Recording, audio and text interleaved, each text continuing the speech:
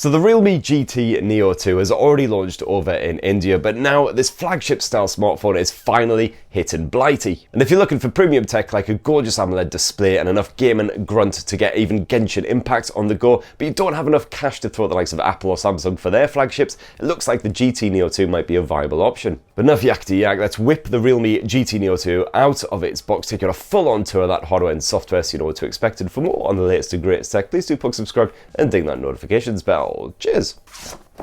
Hey buddy, welcome to the Realme family. So let's see what you get in here besides, of course, the GT Neo 2. And what you got is a proper fist-sized Super Dart adapter, USB-C charging cable, and yes, there is a condom case so you can keep your fresh new Realme smartphone protected. And that is the box, so now let's actually check out the phone. Now the Realme GT Neo 2 comes in a couple of different colour options, including this bright and breezy blue offering, or the stunning standout green with those go faster stripes. So what model did I get? The incredibly boring black version, of course.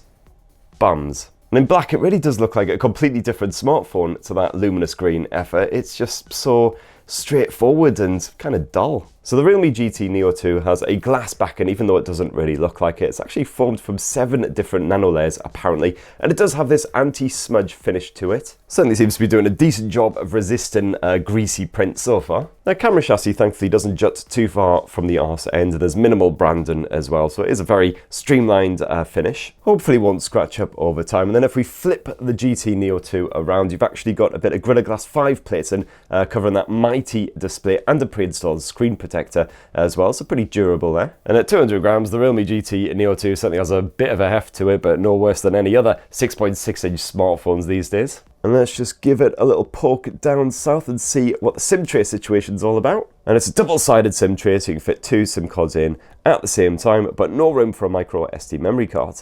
Okay, so the Realme GT Neo 2 all set up and ready to go. And what you've got on here, software-wise, is Android 11 with a good bit of the RealmeUI 2.0 slathered on top. And the RealmeUI launcher, like many of its contemporaries, has actually taken a step away from its roots, and now it's got a much more stock Android vibe about it. So for us, you've got the likes of the apps tray active by default. Go away now please. But when you drag down from your desktops, you don't get the notifications bar, you get the search bar instead. But thankfully you can change that if you go into the settings. It's in here, you'll be able to do a lot of customization of the main desktops of the general UI. So in here, for instance, you can change the grid size, you can add gestures like raise to wake, and get a bit of always on display action on the go, complete with a selection of different themes and all kinds of randomness. And a fair few of these are fully customizable as well, so you can change up the colors, the fonts, etc. Et voila, a masterpiece. And then if you jump into the Realme GT Neo 2 settings menu and enter personalizations, there's more stuff you can play around with here, including the icon styles, the font and display size, bit of edge lighting for your notifications, which I'm a particularly big fan of, even if it definitely does work better with a proper curved display. And you've also got an in-display fingerprint sensor here on the Realme GT Neo 2. You can set up the animation that plays when you use that. It's just your bog standard optical fingerprint sensor, but it seems to do the job here on the Realme GT Neo 2. Nice and nippy and responsive. And to back this up, you've also got a bit of face unlock as well, so let's just get that on the go. Oh, bloody hell, that was quick. Let's just give this a little go as well. So yeah, tap that power button, and as you can see there, straight in. So it's probably not the most secure of face unlocks. And indeed, I've just tested it out, and it still unlocks just fine, even when you're wearing a big old face mask. So certainly if security is one of your primary concerns, then I probably wouldn't use that, to be honest. And of course, bloody loads of extra features stuffed away here in the settings, including lots of gesture support. So for instance, you've got a one-handed mode that you can activate just by dragging down at the bottom edge there. Very handy if you need to stretch all the way up to the top end of an app or whatever. And as for your storage, it's 128 gigs of UFS 3.1 internal space. Good chunk of that already used up by some of the pre-installed bollocks that you get on here, unfortunately. It's not quite as bad as some rivals like Xiaomi with its MIUI launcher, for instance, but you do get the likes of TikTok, PubG, AliExpress, a bunch of Amazon stuff, Booking.com, but thankfully you can get rid of all of this crap with just a couple of taps. Off your Now that 6.62-inch AMOLED display, it's actually constructed from Samsung technology, and it is very nice for the price. As you'd expect from an AMOLED screen, you've got nice deep black, some sharp contrast on there, full HDR10+ support for your streaming services and other supported content. Proper punchy visuals as well on the default vivid mode. You can scale it back somewhat if you prefer more natural looking hues instead, but I really like the vivid output on this thing, especially when kicking about with some animation or anime. No quality issues that I can see. Certainly the viewing angles are nice and wide, and it tops off at over 1000 nits on the maximum brightness as well, so outdoor clarity absolutely fine. And in the display settings, you've also got the usual eye comfort modes, just to filter blue light late at night and keep things comfortable for your peepers. And you've got the O1 Ultravision engine shenanigans as well, which I'll be perfectly frank, I never really noticed much of a difference with that. And the Realme GT Neo 2 can also automatically scale between 60Hz and 120Hz for your supported content, as well. As you can see, that's on dynamic refresh to begin with. You can just permanently set it to 120Hz if you want, for shits and giggles. You've also got yourself a stereo speaker setup right here on the Realme GT Neo 2, so let's check it out. My enthusiasm levels were stuck somewhere between forced to watch a James Corden TV special and just stepped in sloppy dog poo in my brand new trainers. Okay, so on the maxed out volume, those stereo speakers certainly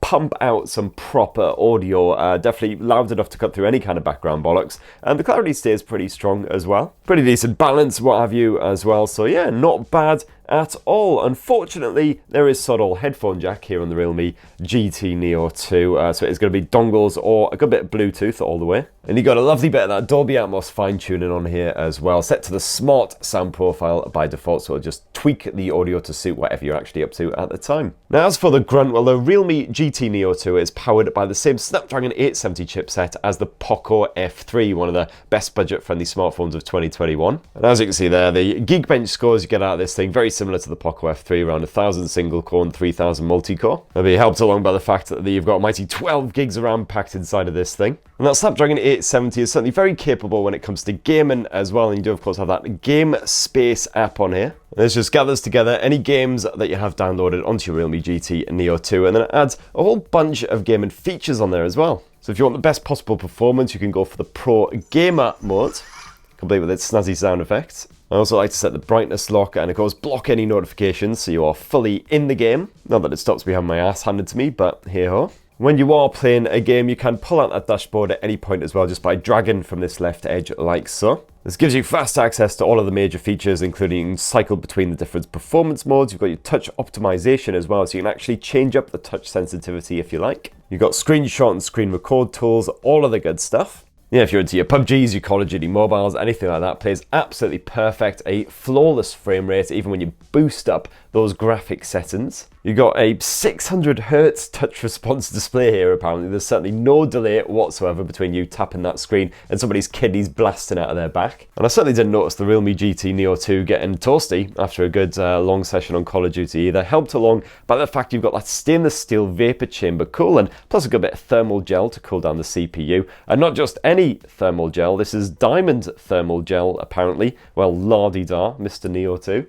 And the Snapdragon 870, as with quite a lot of mobile chipsets these days, supports 5G networking as well, so you've got a good bit of that on the go, and Wi-Fi 6 support as well. And the Realme GT Neo 2 can actually swap between the two, or use them two simultaneously to give you the best possible network connection at any given moment. As for the battery, well, it's a 5000 mAh capacity cell crammed inside of the Realme GT Neo 2. That should give you all day play, no worries. Certainly the battery drain doesn't seem bad at all right now. And you've got that 65 watt super dart charge support as well, so it can be powered up from empty to full in around 40 minutes. Let's finish up this Realme GT Neo 2 unboxing with a squint at that camera tech. We got slapped to the back end here as a 64 megapixel primary shooter. And the camera UI will look very familiar to anyone who likes a bit of Realme blower action. It's quite a feature-packed affair, loads of different toggles and things to play around with, the usual filters. The AI mode as well, which does tend to boost colours and make them a little bit less realistic. Although this can be handy in that it'll swap you to different modes where appropriate, just to save you the faff. And so far, after a brief play, the camera tech seems absolutely fine. It's slightly perturbed by less than stellar conditions, so if there's going to be strong contrast or very low lights, then you might be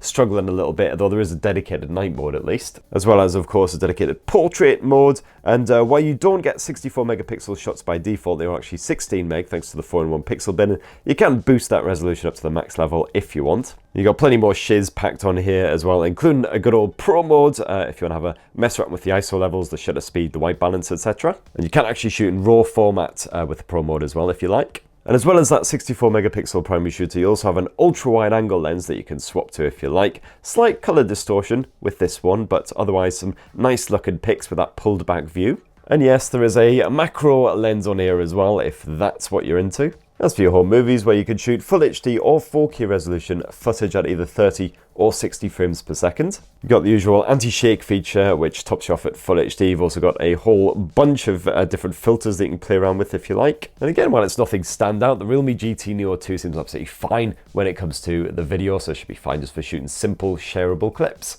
And then last up around front, you have a 16 megapixel selfie cam, which again should be fine for your simple shareable shiz. Although the only thing I'm going to be sharing this particular selfie with is the bin. So that right there in a nutshell is the Realme GT Neo 2, and certainly, as I say, if you're after a flagship style experience but you don't have the kind of cash to spaff at Samsung or Apple or any of those mega expensive behemoths, then this one might tickle your fancy just fine. Just don't get it in boring black. So it'd be great to hear what you guys think down below. Please do subscribe and ding that notifications bell for more on the latest and greatest tech, and have yourselves a fantastic rest of the week. Cheers everyone, love you.